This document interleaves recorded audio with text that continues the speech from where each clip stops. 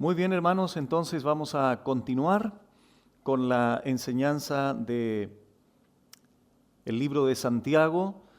Recordar que hicimos un paréntesis de casi 2 meses donde nos enfocamos en la serie La disciplina en la iglesia. Por lo tanto, ahora ya regresamos y continuamos de manera normal con la exposición de este libro.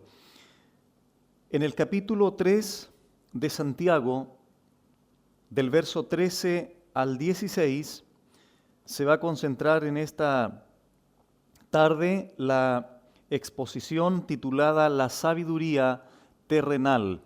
La sabiduría terrenal, y el próximo fin de semana, si Dios lo permite, nos vamos a concentrar en la sabiduría celestial. Dice así la palabra del Señor: ¿Quién es sabio y entendido entre vosotros? Muestre por la buena conducta sus obras en sabia mansedumbre. Pero si tenéis celos amargos y contención en vuestro corazón, no os jactéis ni mintáis contra la verdad, porque esta sabiduría no es la que desciende de lo alto, sino terrenal, animal, diabólica, porque donde hay celos y contención, allí hay perturbación y toda obra perversa. Repito el título del tema: la sabiduría terrenal. Se cuenta la historia de un discípulo y su maestro sabio, un día caminando por un bosque. El discípulo se atreve a hacerle una pregunta a su maestro, que obviamente había sido educado por él ya hace algunos años. Entonces este discípulo le hace la siguiente pregunta a su maestro: Maestro, ¿qué es el infierno y qué es el cielo? Ante esta pregunta del discípulo, el maestro le contesta lo siguiente: ¿cómo es posible que hagas estas preguntas tan necias? ¿A estas alturas sigues haciendo preguntas tan torpes? Ante esta respuesta, el discípulo contestó inmediatamente de una manera impulsiva, desenvainó su espada y le dice al maestro lo siguiente: en este mismo momento podría cortarte la cabeza y podría matarte. Ante esta reacción del discípulo, el maestro le dice: eso es el infierno. Ante la gran pregunta respuesta del maestro, el discípulo queda perplejo, queda en silencio y comienza a guardar su espada y le dice a su maestro: Maestro, perdóname. Perdóname por haber sido tan impulsivo y haber reaccionado de esta forma. En verdad te pido que me perdones. Y el maestro le vuelve a contestar y le dice: y eso es el cielo. Pareciera ser que esta sabiduría es atractiva, pareciera ser que esta sabiduría llama la atención. Sin embargo, sigue siendo una sabiduría limitada y una sabiduría humana.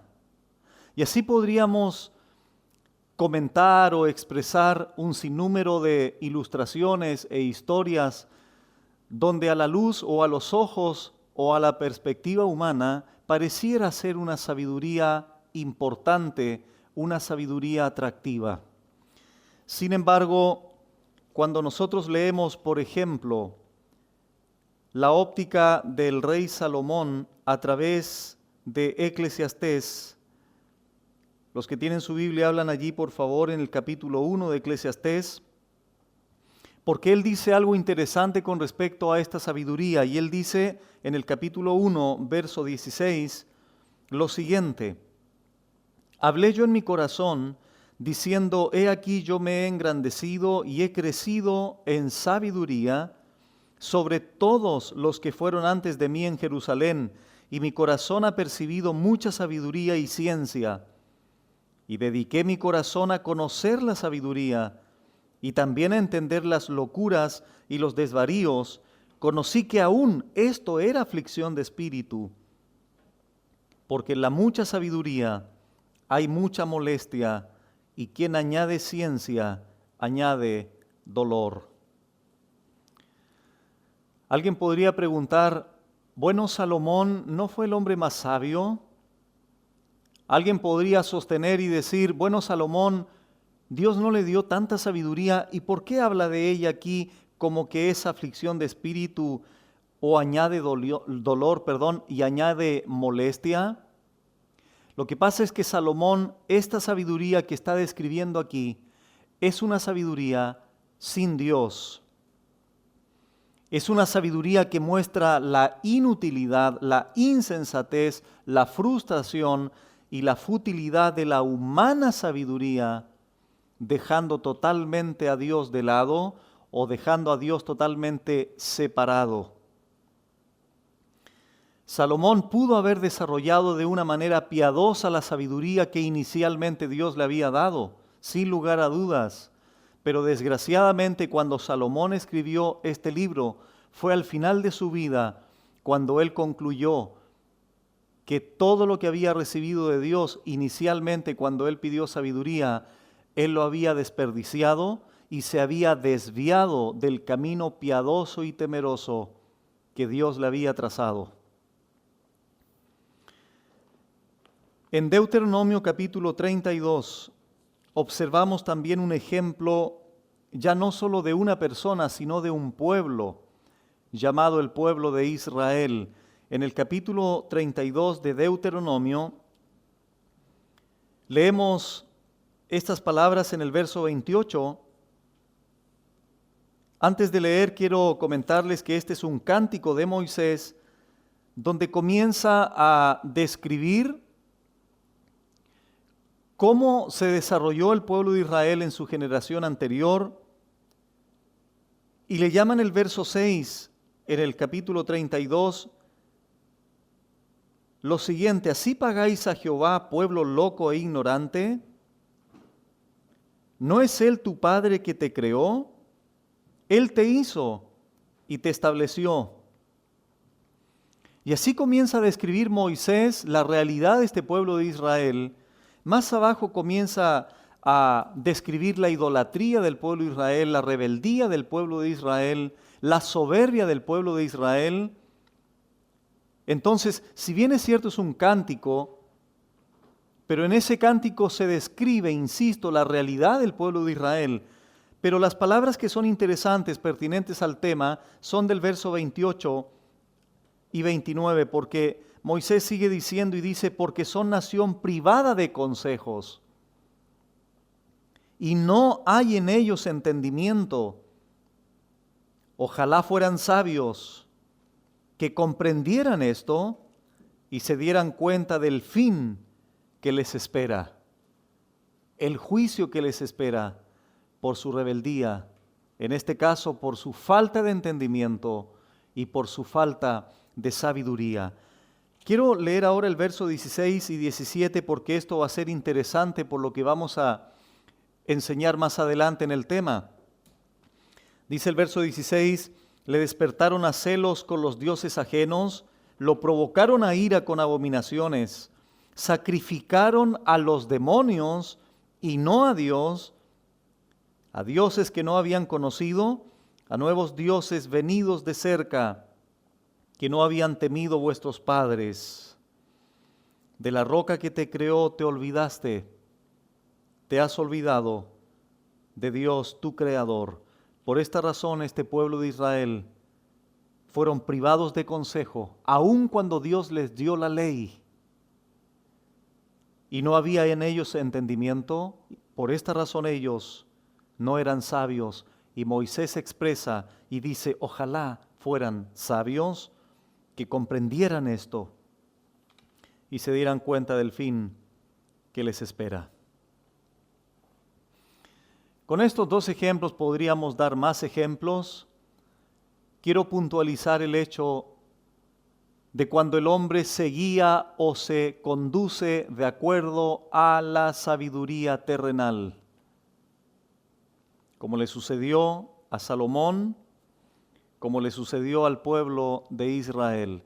Regresamos a Santiago, porque lo que va a hacer Santiago ahora es nuevamente evidenciar esa fe viva, esa perfección y cabalidad que tenemos en Cristo a través de una sabiduría, pero por la conducta. Hoy nos vamos a enfocar en la terrenal, como dije, pero vamos a desarrollar más en detalle la sabiduría celestial el próximo fin de semana. En esta exposición quiero considerar 2 puntos.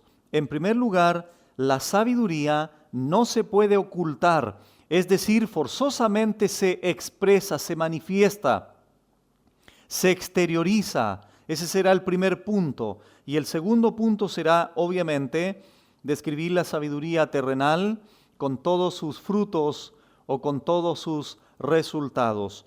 Vamos al verso 3 entonces. Santiago comienza con una interrogante. Primeramente el punto, la sabiduría no se puede ocultar. Y Santiago comienza preguntando y dice, ¿quién es sabio y entendido entre vosotros? Muestre por la buena conducta sus obras en sabia mansedumbre. Pero, aquí es una palabrita de contraste, si tenéis celos amargos y contención en vuestro corazón, no os jactéis, ni mintáis contra la verdad. Quiero hacer una especie de paráfrasis de estos 2 textos. Escuchen, ¿hay alguien entre vosotros que quiera ser un verdadero sabio y un auténtico maestro o entendido? Pues que viva una vida tan llena de gracia que demuestre a todos que la amabilidad es la que gobierna su vida y es el poder controlador de su corazón. Porque si está lleno de fanatismo y a todas luces controlado por una ambición personal y egoísta, entonces todo lo que pretenda en su arrogancia, todo lo que haga, estará lejos de la verdad que profesa enseñar.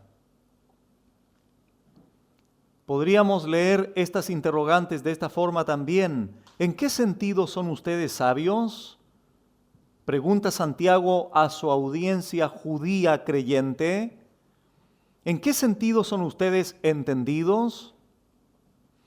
Es una pregunta reflexiva que apela a la conciencia de su audiencia. ¿Cómo inició el capítulo 3 Santiago? Inició advirtiendo a los hermanos a que no fueran maestros, como lo dijimos también anteriormente, no porque Santiago estuviera en contra de los maestros son dados por Dios como un don de Dios a la iglesia para equipar, para fortalecer, para edificar al cuerpo de Cristo.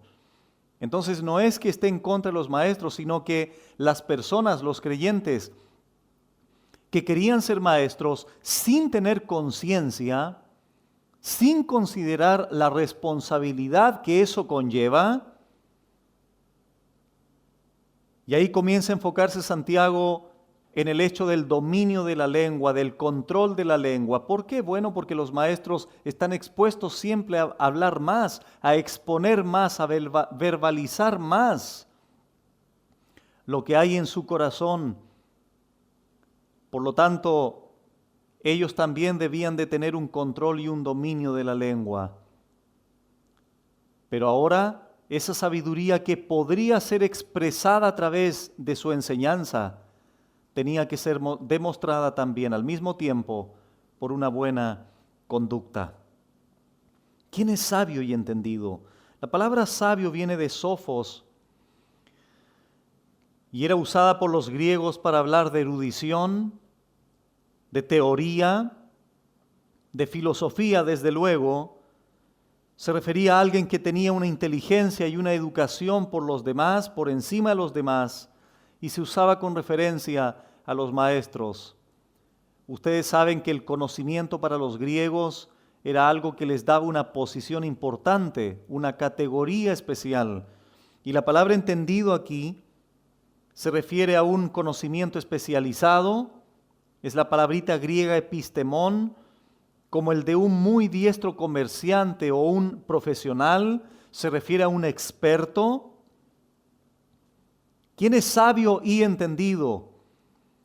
El profesor Hibbert comenta lo siguiente, cito, probablemente el primer término se refiere a sabio, expresa una cualidad moral y el segundo término, entendido, manifiesta una intelectual. El llamado es a un individuo que posee no solamente el conocimiento académico, sino también la percepción práctica, moral y espiritual. Fin de la cita. Es bueno, hermanos, señalar lo siguiente. El hecho que alguna persona tenga algo de conocimiento, que sepa algo, no necesariamente lo hace sabio. Nosotros, por ejemplo, aquí anteriormente a exponer esta enseñanza, todos aquí cantamos. Cada culto que venimos el fin de semana, cantamos un par de cánticos, un par de minutos durante el desarrollo del culto, pero eso no nos hace cantantes. De la misma forma, alguien que sabe algo no lo hace necesariamente sabios. He tenido la oportunidad de hablar 2 o 3 veces con algunos psicólogos y recuerdo en esta conversación o en el desarrollo de estas conversaciones me he encontrado en la curiosa situación que al final han terminado comentándome sus problemas y que no han podido o no han aprendido a solucionar sus propios problemas. Y me he visto en la necesidad de poder guiarlos y ayudarlos conforme a la sabiduría no terrenal, porque ellos tienen una sabiduría terrenal, tienen una información intelectual, pero eso no necesariamente les ha servido para poder guiar su vida conforme a los parámetros bíblicos. Y me he visto en la necesidad al final ya de la conversación de decirles a ellos cuál es la sabiduría real, verdadera, genuina, y esa viene de lo alto. Y finalmente, el que podría haber sido un paciente, que era yo, se transformó en el consejero de ellos. ¿Por qué? Porque si alguien sabe algo académica o intelectualmente, no necesariamente lo hace sabio. ¿Te has preguntado alguna vez por qué muchas personas que intelectualmente o académicamente tienen una preparación importante, una preparación mucho mejor que cualquier otra persona común y corriente? Pero ¿te has preguntado por qué esas personas académicamente preparadas, muchas de ellas tienen un caos en su matrimonio? ¿Por qué muchas de ellas tienen un caos en su vida familiar? Sus propios pensamientos, sus proyectos, sus actitudes, vicios, etcétera, llegan al extremo de controlar sus mentes, sus decisiones. La pregunta es ¿por qué? Si se supone que académicamente son gente preparada, pero no necesariamente, hermanos, insisto, eso les capacita para vivir una vida íntegra, saludable, piadosa delante de Dios. Muy bien, entonces cuando Santiago pregunta, ¿quién es sabio y entendido entre vosotros?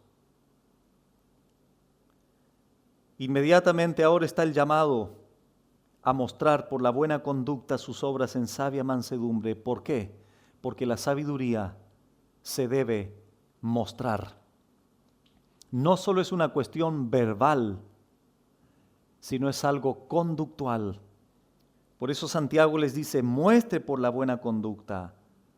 No solo se quede en el conocimiento intelectual, no solo se queden en verbalizar tal o cual información o conocimiento, sino que muestren por la buena conducta, por la buena manera de vivir, sus obras en sabia mansedumbre. Por lo tanto, ¿qué se le pide a estas personas, a estos creyentes judíos? Que muestren. El hombre o la mujer sabia debe manifestar visiblemente su manera de vivir en humildad. en humildad, porque en estas personas, vamos a ver más abajo, había arrogancia, había contención, había rivalidad entre ellos, entre los hermanos, desgraciadamente. Tal cual como en el capítulo 2, Santiago dijo que la fe sin obras es muerta, es decir, muéstrame tu fe con obras.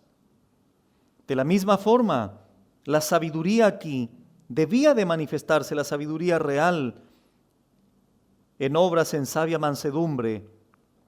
Alford comenta lo siguiente, cito: la sabiduría y el conocimiento, sin estar demostrados, son tan muertos como lo sería la fe sin obras.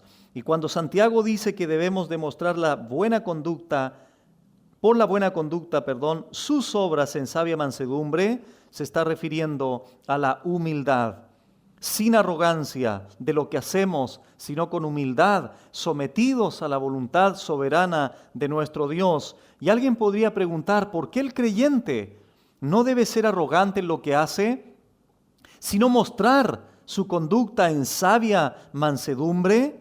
Bueno, porque todo lo que obra el creyente, porque todo lo que es el creyente, porque todo lo que ha recibido el creyente fue preparado de antemano para que anduviésemos en ellas, en las obras que hacemos, de acuerdo a lo que Pablo establece en Efesios 2:10.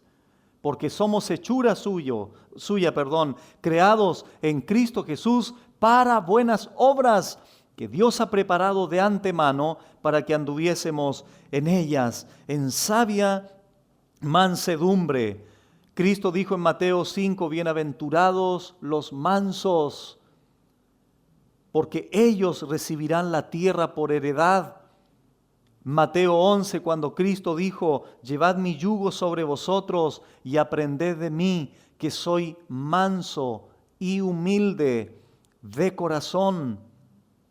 Jesucristo, el Dios hombre más sabio del universo, lo demostró todas sus obras en sabia mansedumbre. ¿Desde cuándo? Desde cuando apareció en su encarnación, cuando María lo da a luz y es llevado y es puesto en un establo sobre un pesebre. El Dios hombre más sabio del universo comienza a manifestar su humildad y mansedumbre, sus obras en todo el desarrollo de su vida en sabia mansedumbre. Cristo fue sabio. ¿Y cómo lo demostró, pastor? Viviendo, manifestando obras en sabia mansedumbre. Ese es un distintivo de la verdadera sabiduría, pero como la sabiduría de lo alto no la veremos hoy día, sino el próximo fin de semana, solo quiero puntualizar esto por lo que dice el texto. Muy bien, vamos al verso 14 entonces, la sabiduría terrenal a continuación. Segundo punto, aquí ya vamos a hablar de manera explícita de ella. Santiago dice, pero si tenéis celos amargos y contención en vuestro corazón, no os jactéis, ni mintáis contra la verdad. Quiero resaltar aquí que esto es un contraste. ¿Contraste de qué? Bueno, de la buena conducta en sabia mansedumbre. Y eso es en razón de la pregunta que hace Santiago: ¿quién es sabio y entendido entre vosotros? Celos amargos aquí. Bueno, la palabrita celos en primer lugar, en la Biblia no necesariamente es algo negativo. Dios es un Dios celoso, ¿verdad?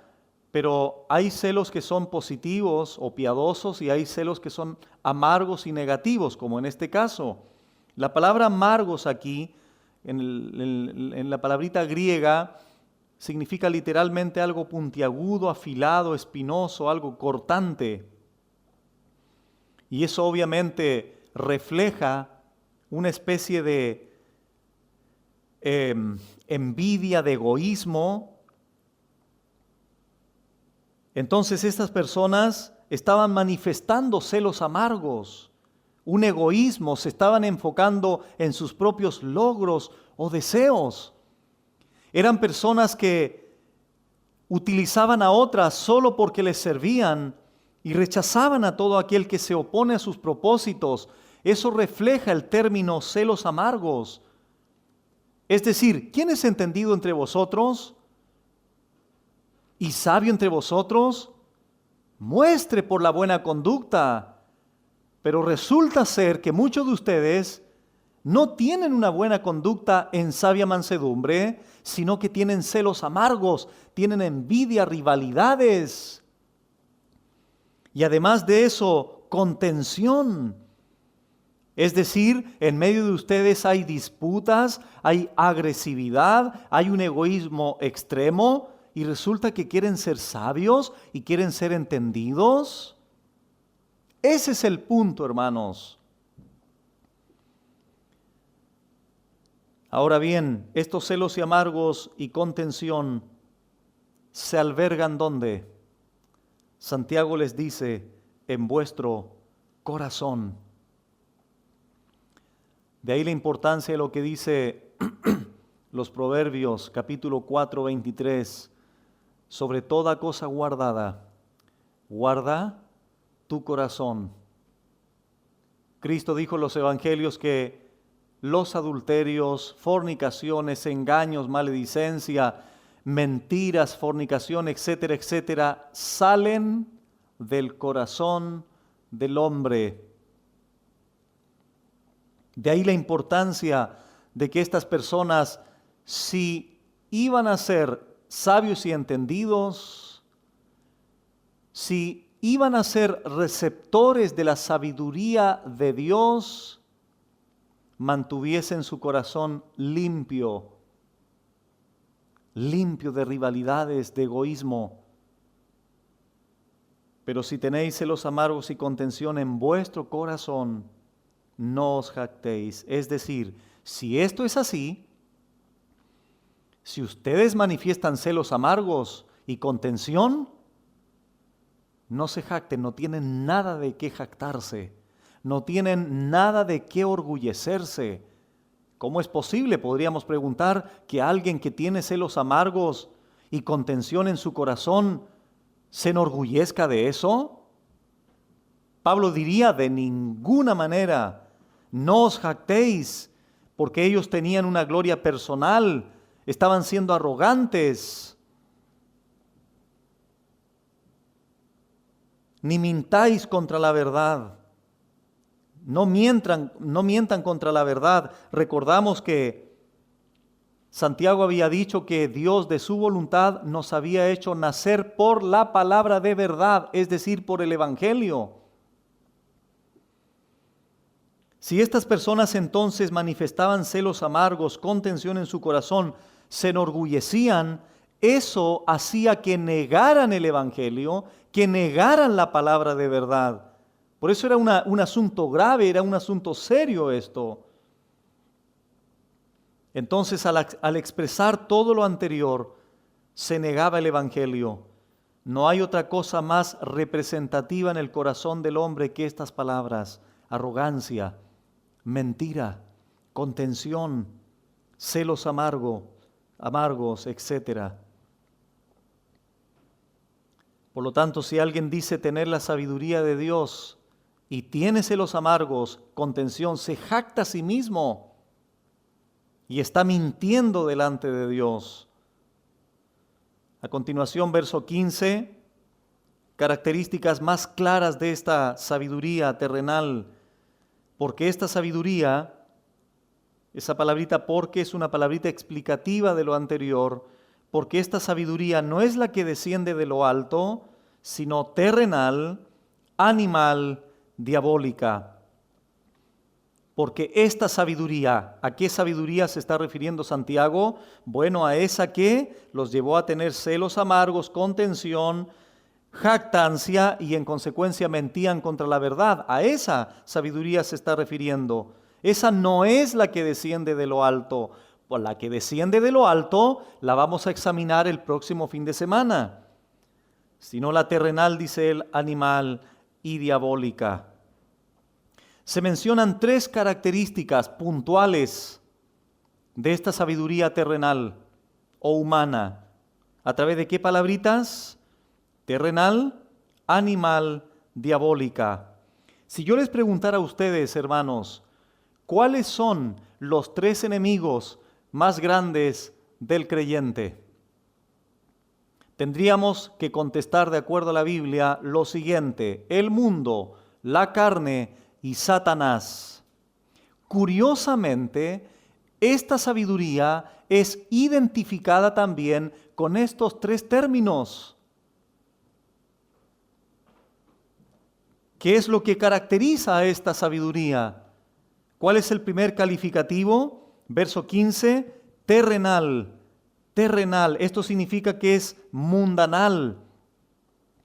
Esto significa que está al nivel del mundo, limitada, es terrenal, de la esfera finita o limitada, como dije, de este sistema del mundo.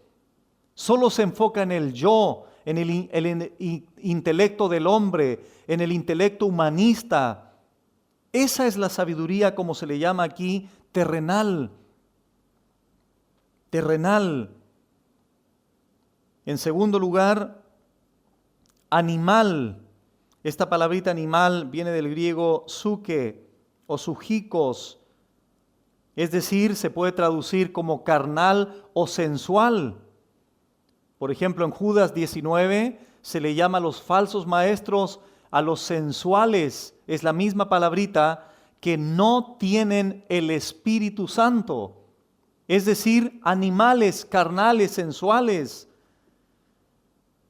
Esta sabiduría pertenece a la esfera de lo natural, se obtiene por medio de los sentidos y no requiere discernimiento espiritual.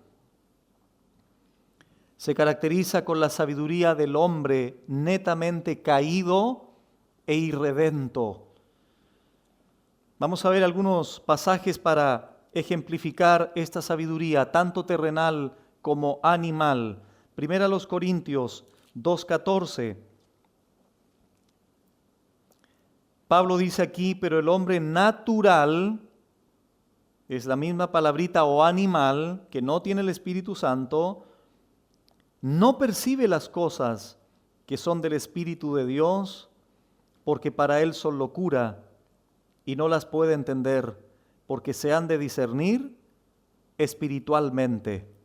Entonces el hombre natural es el hombre animal, es decir, carnal, humano, natural, que no tiene el Espíritu de Dios. Es la misma palabrita con la cual se identifica o se caracteriza a la sabiduría del mundo. En 1 Corintios 15:44 también se utiliza y dice: se siembra cuerpo animal, resucitará cuerpo espiritual. Hay cuerpo animal y hay cuerpo espiritual, haciendo el contraste de cuando Dios nos glorifique y tengamos un cuerpo espiritual, y también habrá un cuerpo animal o natural que tiene que ver con la esfera del mundo. Ahora bien, noten ustedes aquí en 1 Corintios capítulo 1, verso 19 en adelante, porque Pablo aquí habla de esta sabiduría terrenal y animal, desde luego. Pablo dice en 1 Corintios 1, 19, pues está escrito: destruiré la sabiduría de los sabios y desecharé el entendimiento de los entendidos. Aquí lo que resalta es sabiduría y entendimiento. ¿Cuál fue la pregunta de Santiago en el capítulo 3 que leímos? ¿Quién es entendido o quién es sabio y entendido entre vosotros? Y resulta que Pablo aquí dice que Dios va a destruir la sabiduría humana, terrenal, y desecharé el entendimiento de los entendidos. Pregunta Pablo y dice: ¿dónde está el sabio? ¿Dónde está el escriba? ¿Dónde está el disputador de este siglo? ¿No ha enloquecido Dios la sabiduría del mundo?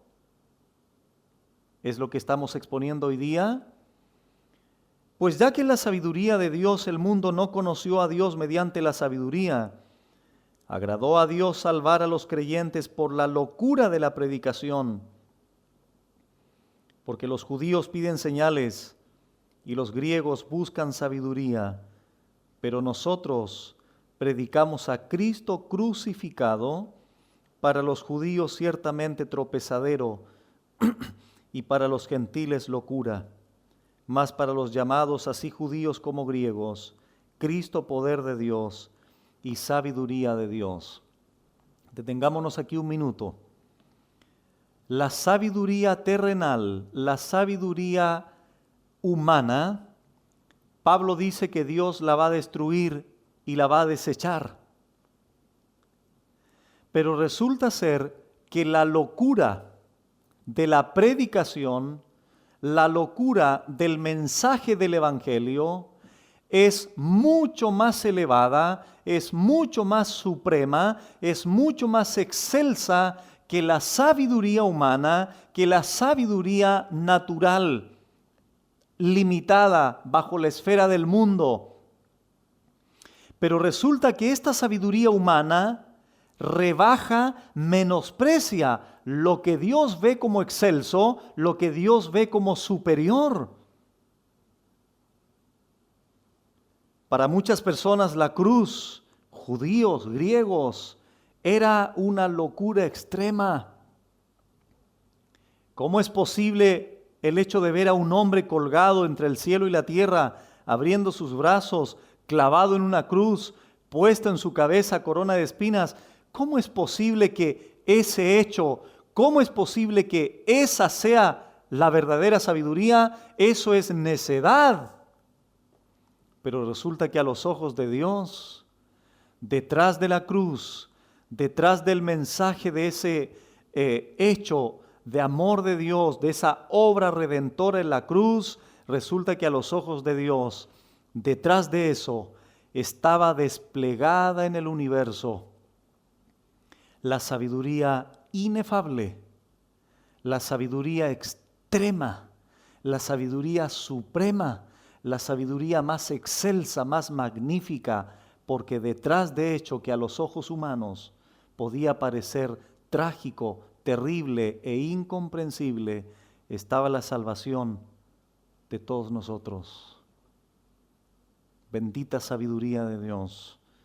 Sigue diciendo en el 25, porque lo insensato de Dios es más sabio que los hombres, y lo débil de Dios es más fuerte que los hombres. Pues mirad, hermanos, vuestra vocación, que no sois muchos sabios según la carne,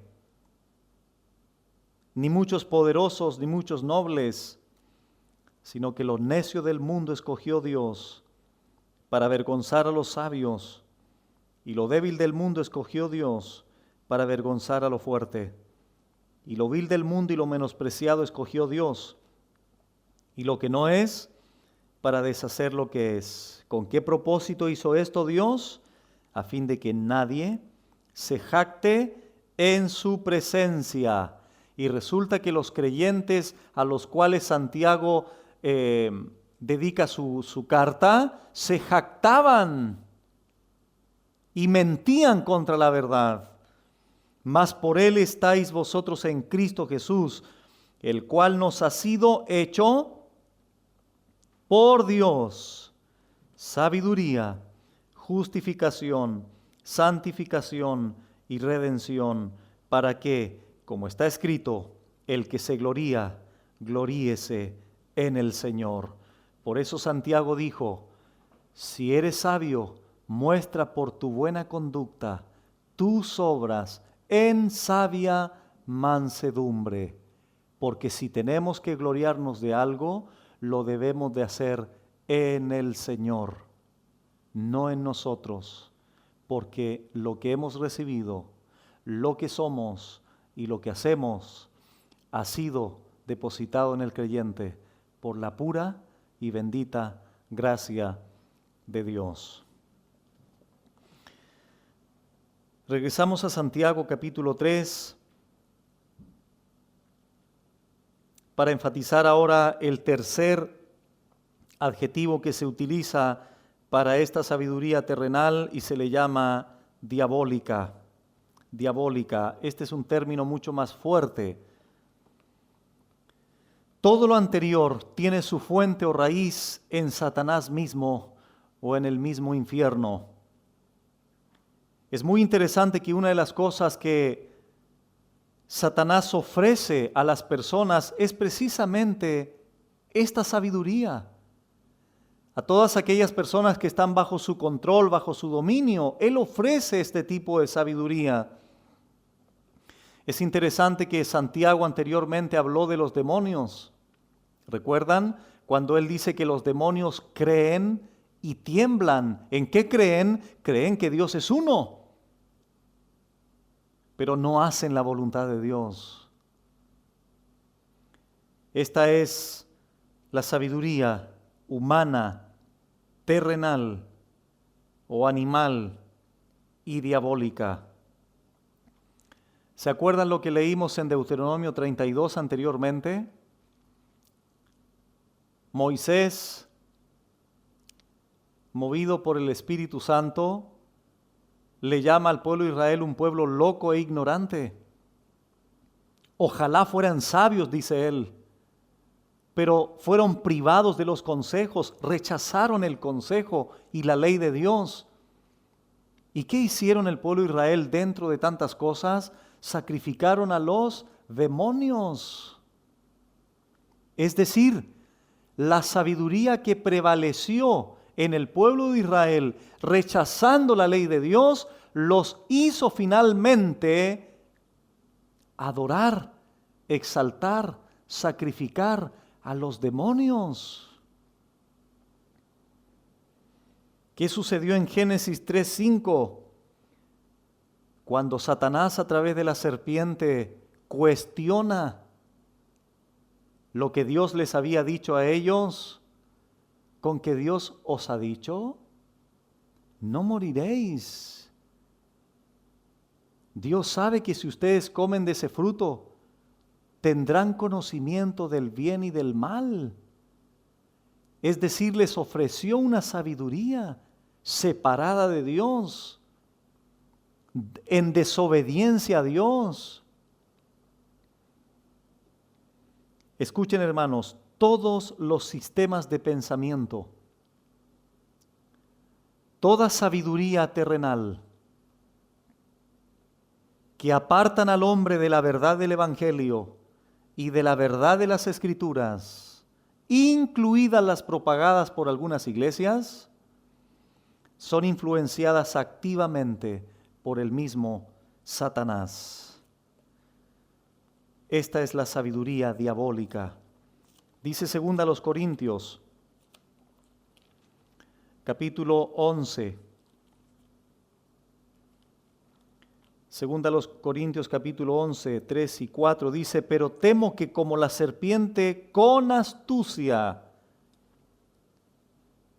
porque la sabiduría humana, terrenal y diabólica tiene también este distintivo, astucia, engaño desde luego.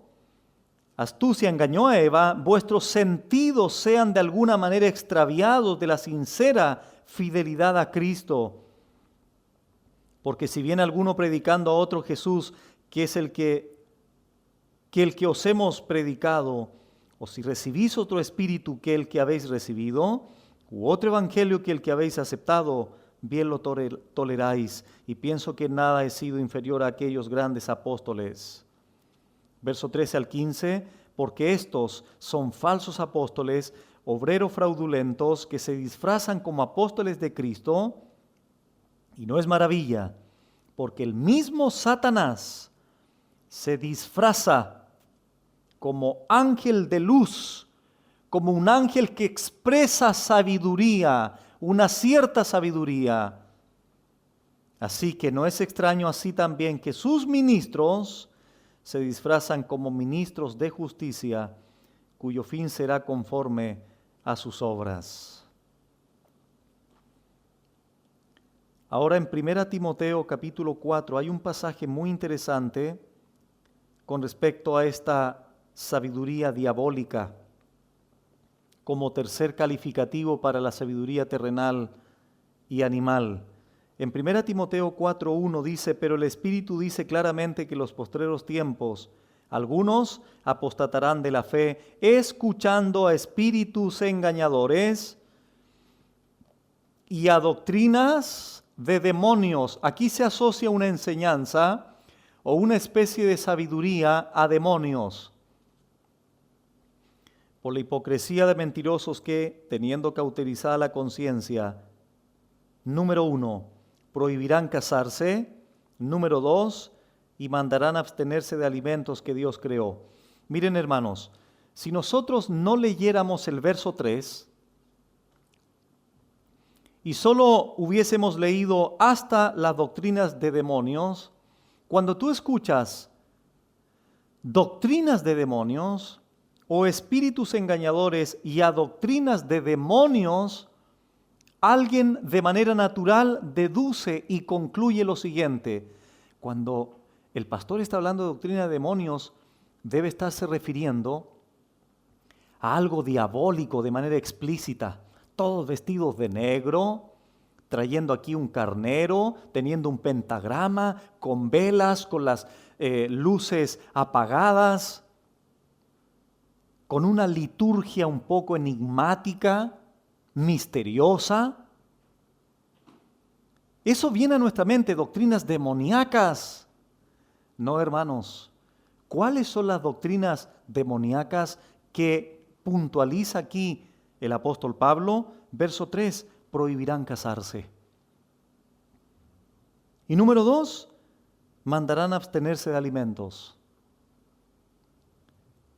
¿Eso es demoníaco, pastor? Eso es demoníaco. ¿Eso es una sabiduría diabólica? Eso es una sabiduría diabólica. Pero noten ustedes la palabra prohibirán, el verbo prohibir, y el segundo verbo mandar, es decir, es algo impositivo. Prohibirán casarse y mandarán abstenerse de alimentos. Vuelvo a hacer la pregunta, ¿qué tiene de demoníaco prohibir casarse y abstenerse de alimentos? Es totalmente demoníaco. ¿Por qué? Porque si alguien prohíbe casarse para ser favorecido por Dios, para recibir salvación, para establecer una obra, es demoníaco. ¿Por qué es demoníaco, pastor, mandar abstenerse de alimentos? Porque si se propone o se impone como una obra que va a traerme gracia delante de Dios y me va a hacer entrar al cielo, es demoníaco. ¿Por qué? Porque sustituye la única obra redentora suficiente que Dios aprobó, que Dios recibió y que confirmó en Jesucristo para entrar al cielo. Por lo tanto, es una doctrina demoníaca, es una sabiduría demoníaca, y así le llama Santiago en el capítulo 3, verso 15 al final.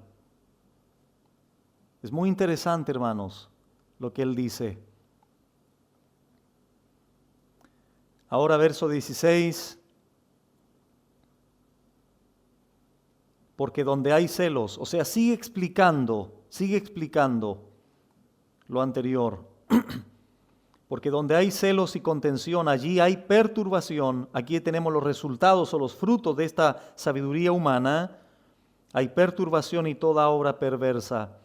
Aquí Santiago reitera de algo que ya había hablado antes, que eran los celos amargos y contención, para establecerlo ahora como una secuencia. Los celos y la contención provocarán tarde o temprano perturbación y toda obra perversa. La palabrita perturbación aquí es interesante, es la palabra griega akatastasia, que significa confusión, inestabilidad, desorden. Por ejemplo, en Santiago 1:8, cuando Santiago dijo el hombre de doble ánimo es inconstante, es la misma palabrita, akatastasia, inconstancia. Después, cuando él habla de la lengua en el verso 8, capítulo 3, ningún hombre puede domar la lengua, que es un mal que no puede ser refrenado, akatastasia. algo descontrolado totalmente, sin orden, inestable. Curiosamente, 1 Corintios 14:33, en el contexto de los dones espirituales en la iglesia en Corinto, Pablo dice, Dios no es Dios de confusión, sino de orden. Y concluye al final Pablo diciendo, pero hágase todo decentemente y con orden. Pero resulta que esta sabiduría humana, diabólica y animal forzosamente lleva a la perturbación, inestabilidad, confusión, sedición, inestabilidad, desorden. Esto también sucede cuando los creyentes, en lugar de usar los dones para edificación mutua, provocan este tipo de conflictos, inestabilidad, confusión en la iglesia, a envidiarse unos a otros y a sembrar discordia entre la congregación. Y la otra palabrita es toda obra perversa. Eso es lo que provoca toda esta secuencia de la sabiduría humana. La palabra perversa aquí es paulos en el griego, faulos en el griego, que se refiere a toda acción vil. Va a provocar todo acto despreciable, sin ningún valor. El eminente erudito R.C. Trench comenta lo siguiente con respecto a esta obra perversa. Cito, contempla el mal, no desde el aspecto de su malignidad activa o pasiva, sino más bien desde el punto de vista de que no es bueno para nada. La total imposibilidad de que ningún verdadero logro provenga de él. A eso se refiere con toda obra perversa. Fin de la cita. Podemos concluir esta idea entonces, hermanos, diciendo lo siguiente. Toda obra perversa, todo conflicto en el mundo, desgraciadamente también tengo que incluir algunas iglesias con falsos maestros.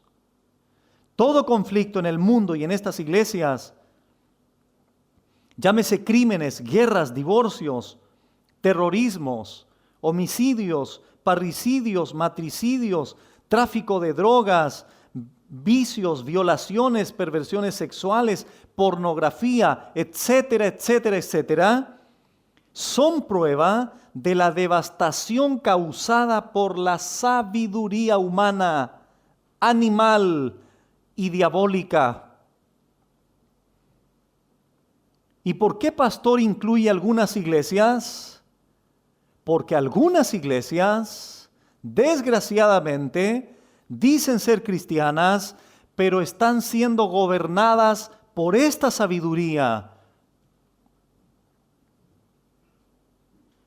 Basta con que te metas a internet y comiences a ver algunos cultos, algunas exposiciones, algunas prácticas, algunas liturgias dentro de algunas iglesias para que confirmes lo que estoy diciendo ahora.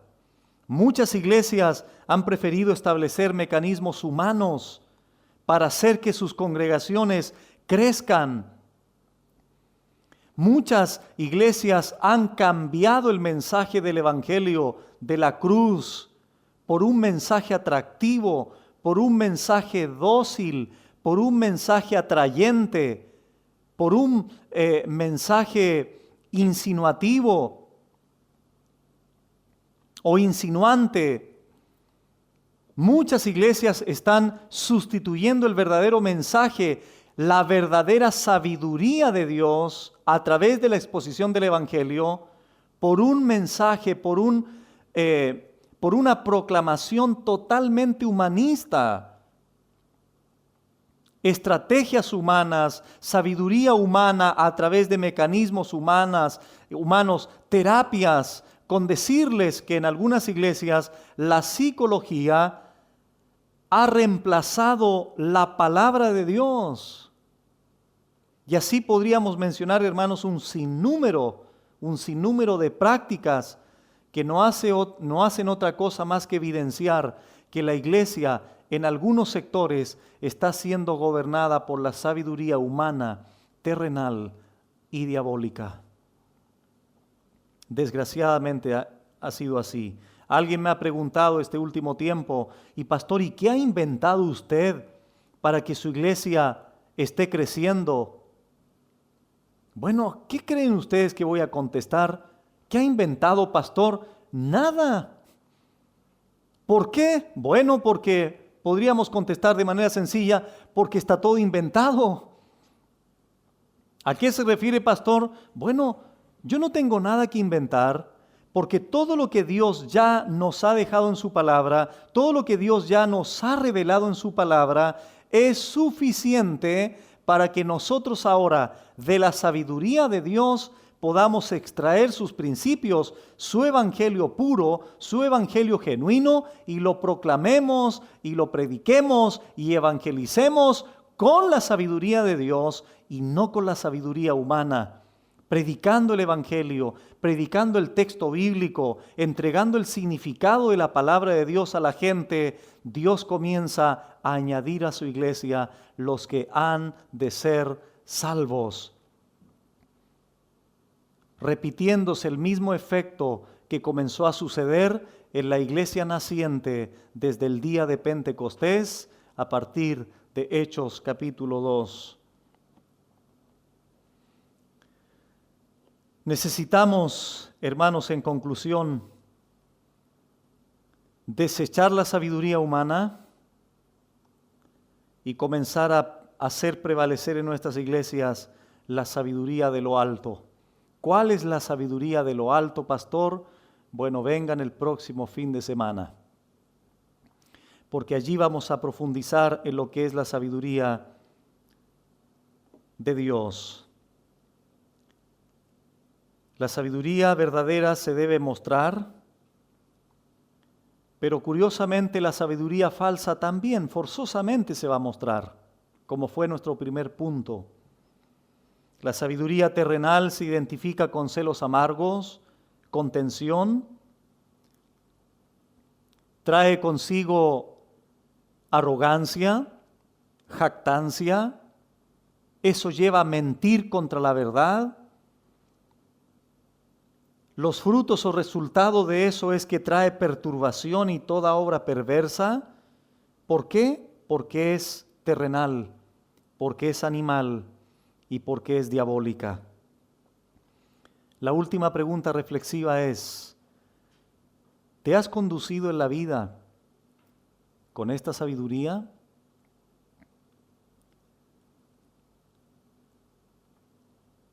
Ahora, obviamente, hermanos, no estamos en contra de cierto tipo de sabiduría o cierto tipo de ciencia.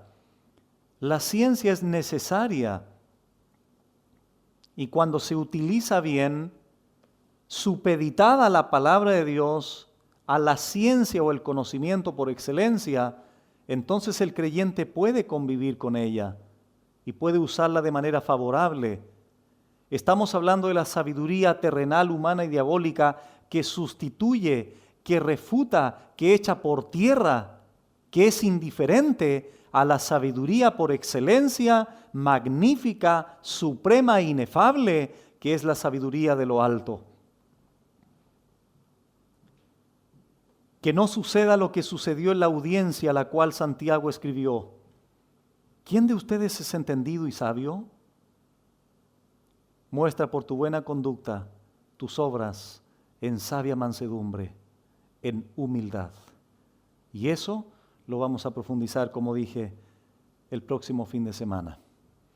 Padre, muchas gracias te damos por tu palabra, por haber entendido en este día, Señor, lo que es la sabiduría terrenal.